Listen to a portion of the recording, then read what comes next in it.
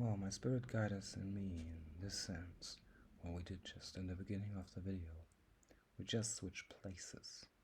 I'm not turning myself into a woman. What we do is my whole voice in every aspect. And this is when we switch places. I'm not turning myself into a woman, I just switch place with my wife. So what we do is this. No. So it's a conceptual woven spirit, the all and the every. This was all me now.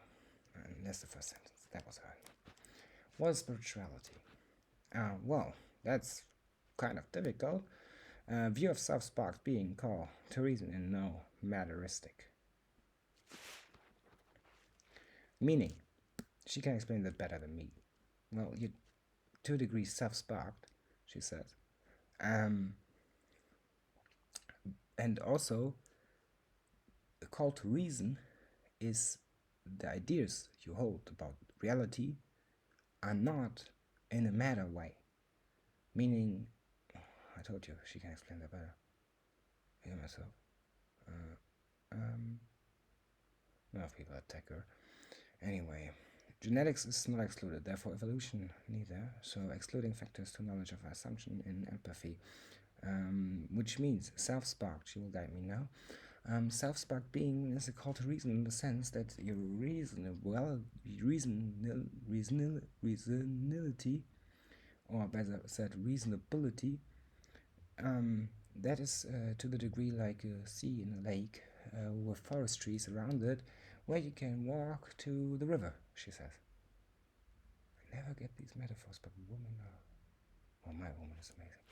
Excluding factors to knowledge of assumption and reality and in empathy, I think I'm better in that.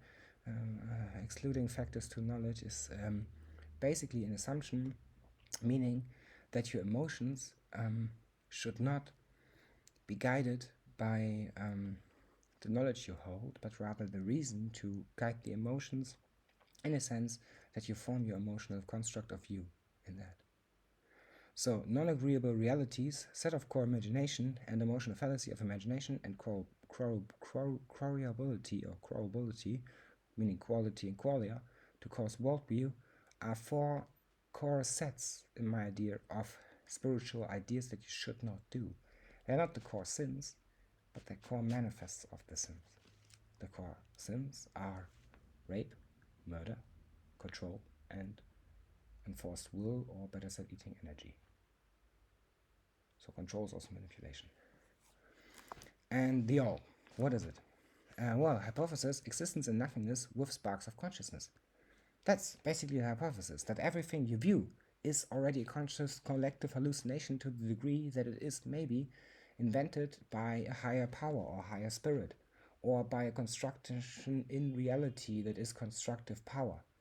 But basically nothingness is that, nothingness, and there are sparks of being who cause sets of ideas into reality. And thesis, every imagination causes result to nothing, meaning, that was her, she's angry, that the imagination causes a result to, but I'm right about this, my wife. She always thinks I'm wrong about this. She always thinks nothing cannot reflect something and that would make conscious be explainable by nothingness, but she's wrong.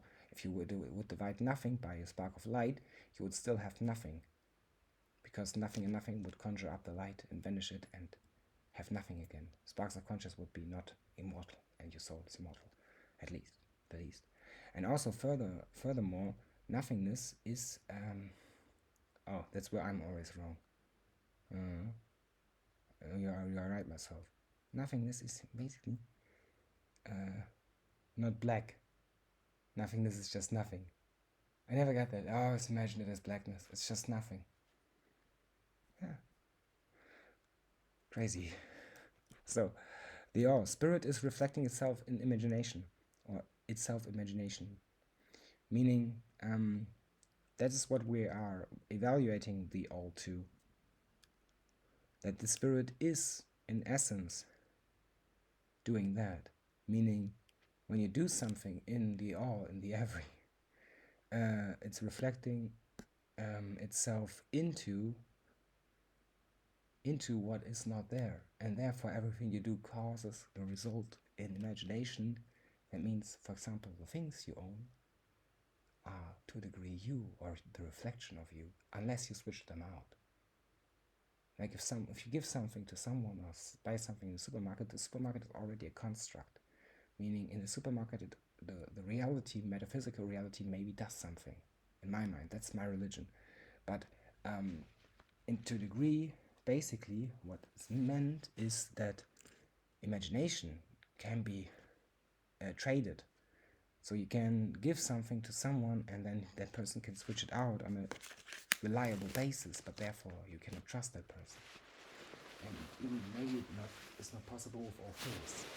It's very complicated. But the universe maybe does some things for that. So if watching the every, don't assume anything. Just be. Just be. And if you want to buy something in the supermarket, most likely it's a hypothetical product, meaning it's not real. But just a product that's like this. That is what I believe to a degree. As I think reality, is very much guided. But that's just my religion, explaining that I am not guilty in eating other people or other people's reflection of them. Just saying, because I know what I eat, and it's my reflection of myself, and I won't give something of myself to someone to test that. Just saying. So, the every. Time is flexible and variability. This is actually very important, because time is maybe personal, but it's also flexible, and that's why it's variable and interchangeable and relative. So cause of existence cannot be changed once lived through in soul, meaning once you imprinted reality into your being, you need to delete a part of your being to actually forget it and not live through it. And that's a big problem. So thank you for listening. The last thing, if you live and see someone, like anyone, even if a person doesn't show you their face, just a mired out face, the way they want to present yourself in reality,